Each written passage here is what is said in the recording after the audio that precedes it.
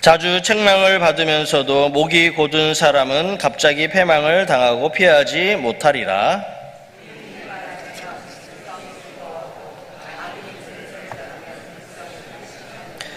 지혜를 사모하는 자는 아비를 즐겁게 하여도 창귀와 사귀는 자는 재물을 잃느니라.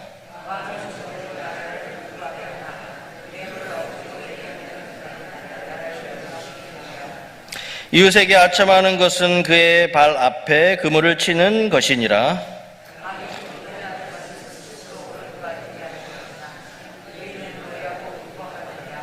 의인은 가난한 자의 사정을 알아주나 악인은 알아줄 지식이 없느니라.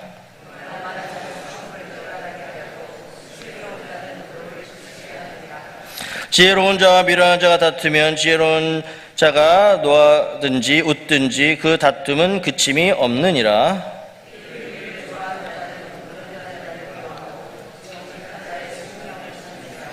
어리석은 자는 자기의 노를 다 드러내어도 지혜로운 자는 그것을 억제하느니라.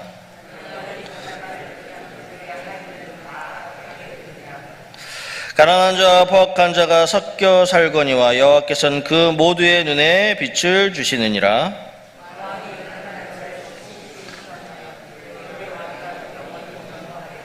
책칙과 꾸지람이 지혜를 주거늘 의무로 행하게 버려둔 자식은 어미를 욕되게 하느니라.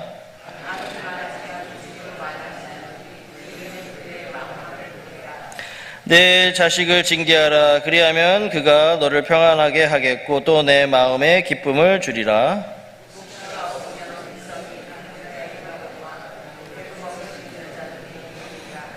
종은 말로만 하면 굳히지 아니하나니 이는 그가 알고도 따르지 아니함이니라.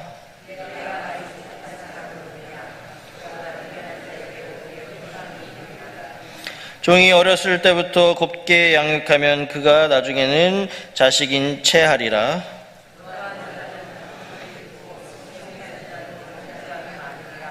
사람이 교만하면 낮아지게 되겠고 마음이 겸손하면 영예를 얻으리라.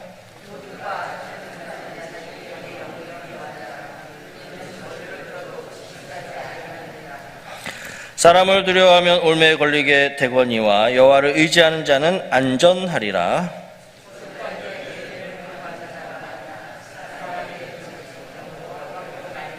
같이 읽습니다. 불의한 자는 의인에게 미움을 받고 바르게 행하는 자는 악인에게 미움을 받느니라. 아멘. 새벽을 깨우시는 여러분에게 하나님의 은혜가 있기를 바랍니다. 오늘 잠언 29장의 말씀은요, 이 잠언의 저자는 솔로몬 왕입니다. 그래서 솔로몬 왕이 나라를 이렇게 다스리는 동안에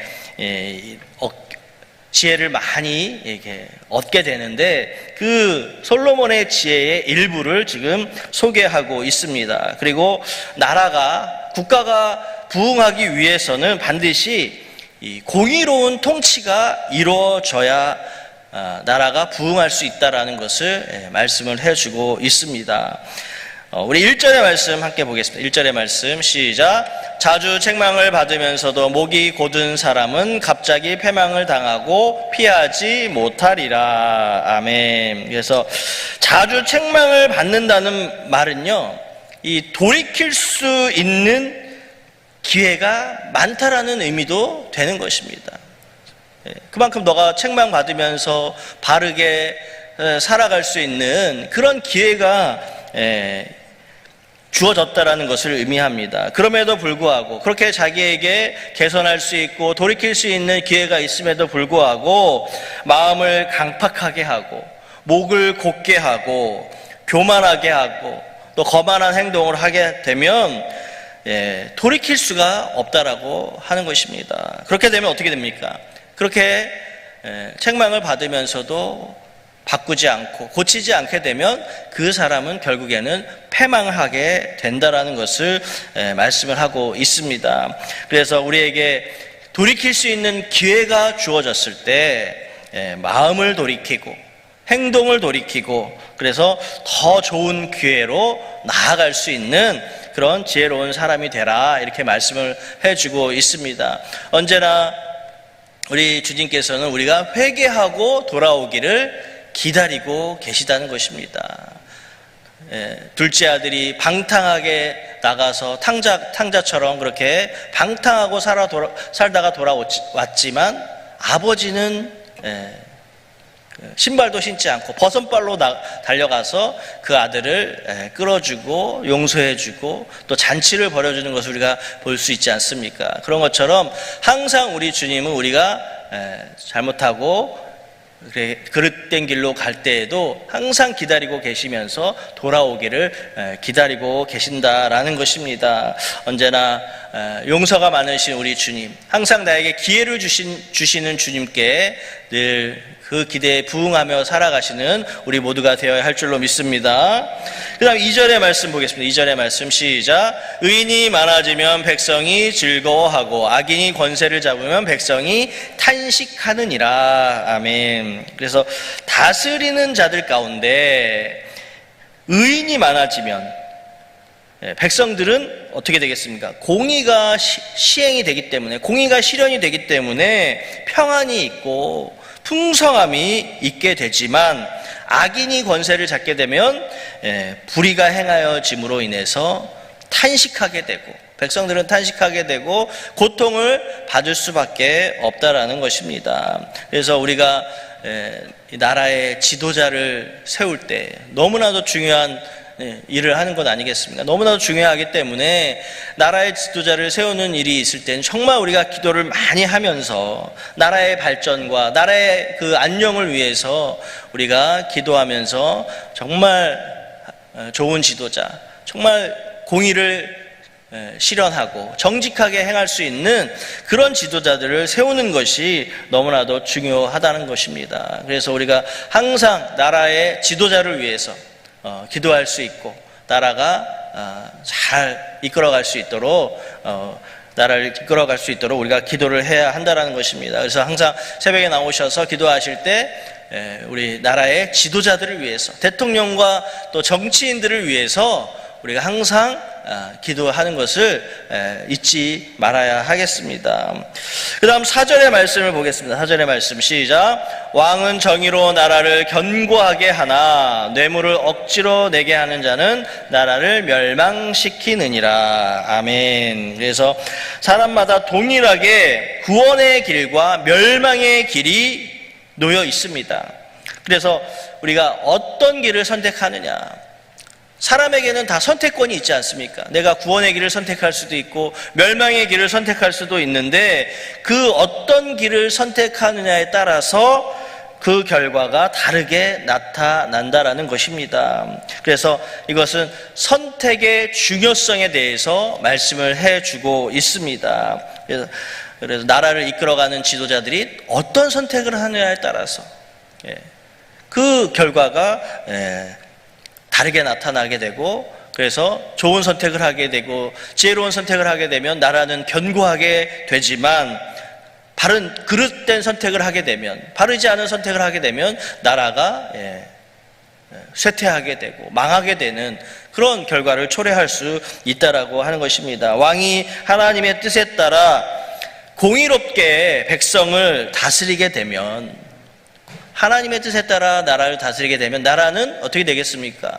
나라는 견고하게 되는 것입니다. 그런데 뇌물을 받고 또 불의하게 다스리게 되면 그 나라는 결국에는 멸망할 수밖에 없다라고 하는 것입니다. 그래서 우리가 살고 있는 이 대한민국, 우리나라 대한민국이 정말 불의한 것은 선택하지 않고 옳고 바른 것을 선택하는 나라가 될 수 있도록 여러분 항상 나라를 위해서 여러분 기도해 주시기를 바랍니다. 그리고 무엇보다 우리나라는요, 하나님이 도와주신 나라였습니다. 선교사들을 통해서 복음이 들어오게 되고 그 복음이 막 부흥해서 이제 다른 나라의 많은 선교사를 파송하는 나라가 되었습니다. 그래서 제일 많이 선교사를 파송하는 나라는 미국이지만, 미국은 우리나라보다 훨씬 인구가 많지 않습니까? 인구 대비로 봤을 때는 우리나라가 해외에 많은 선교사를 파송하는 선교 국가입니다.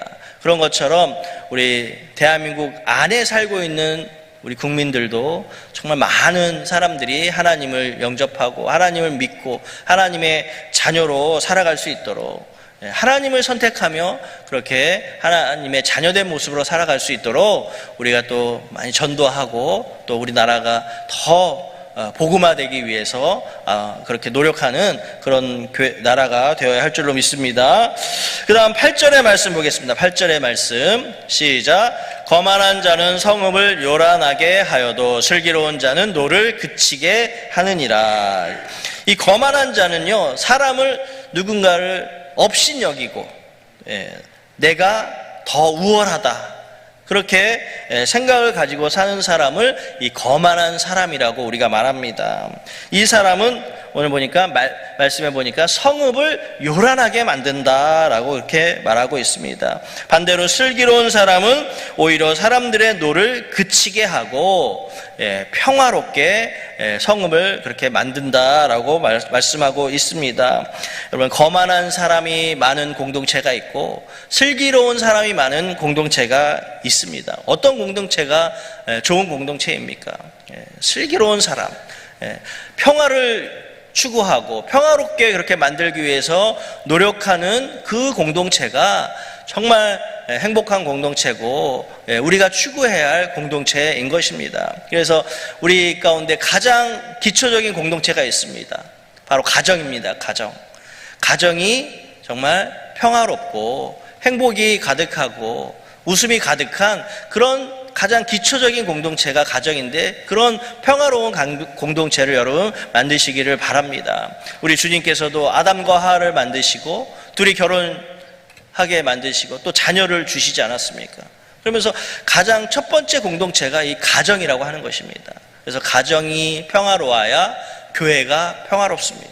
그리고 교회가 평화로우면 나라가 평화롭게 되는 것입니다. 그래서 항상 우리 나에게 주신 가정, 여러분 가정들이 다 있지 않습니까? 물론 요즘 1인 가구들도 많이 있지만 우리가 다 함께 부부의 연을 맺고 또 부모 자식 간의 그런 연을 맺고 하나님께서 천륜이라고 하는 것을 이렇게 우리에게 주셨는데, 그 안에서 정말 평화롭게 즐겁게 행복하게 웃음이 가득한 그런 가정을 여러분 만들어 가시기를 바랍니다. 그러면 반드시 우리 일산명성교회도 여러분들의 가정이 평화로울 때 교회가 평화롭고 교회가 부흥하게 될 줄로 믿습니다.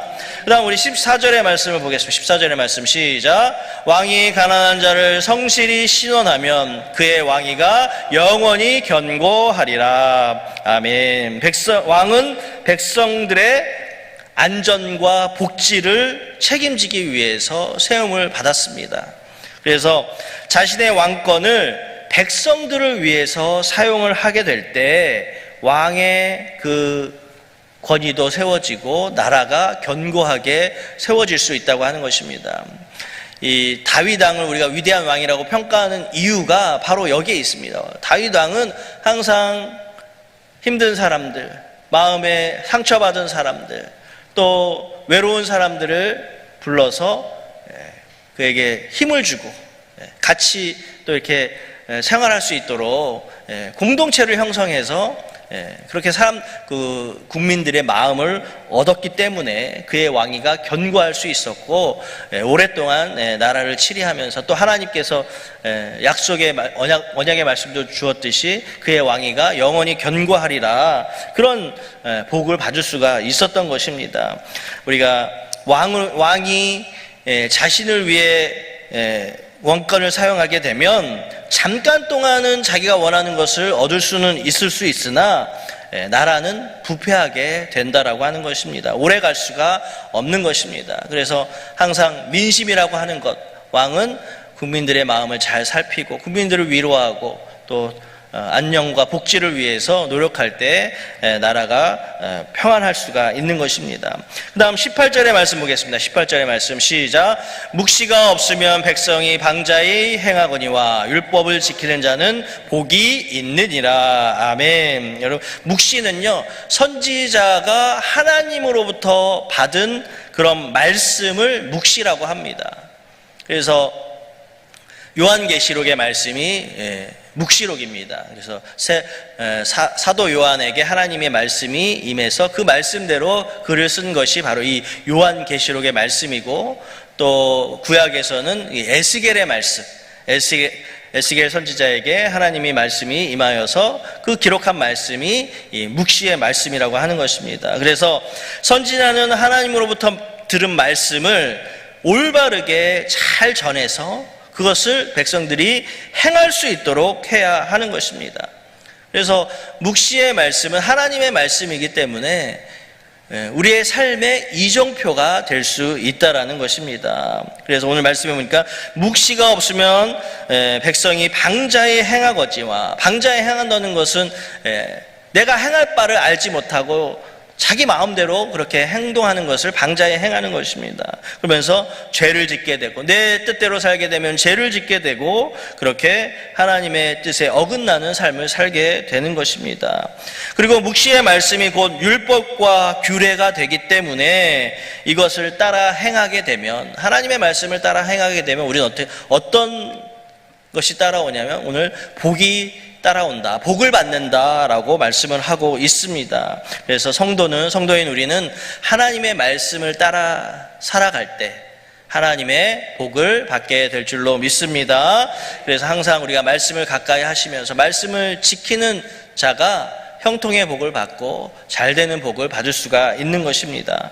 그 다음 25절의 말씀 우리 함께 보겠습니다. 25절의 말씀 시작. 사람을 두려워하면 올무에 걸리게 되거니와 여호와를 의지하는 자는 안전하리라. 아멘. 여러분, 사람을 두려워하게 되면 사람을 따라갈 수밖에 없습니다. 사람의 눈치를 볼 수밖에 없고 그 사람을 따라가며 그렇게 살아갈 수밖에 없습니다. 그래서 사람은 권세를 가지고 있는 자에게, 힘이 있는 자에게 다가가서 무릎을 꿇고 고개를 숙이고 도움을 요청하는 그런 부탁을 합니다. 그러나 그것은 잘못된 생각입니다. 모든 권세자 위에 계시는 우리 여호와 하나님이 계시기 때문입니다. 그래서 모든 권세자 위에 계신 여호와 하나님을 의지하는 사람, 그 사람에게 하나님은 은혜를 베풀어 주신다, 그렇게 말씀을 하고 있습니다. 그래서 언제나 우리가 사람 두려워하지 말고 하나님 의지하시면서 그렇게 살아갈 때 우리는 안전한 생활을 할 수가 있는 것입니다. 여러분, 사람 의지하지 마시고 언제나 여호와 하나님만 의지하시기 바랍니다.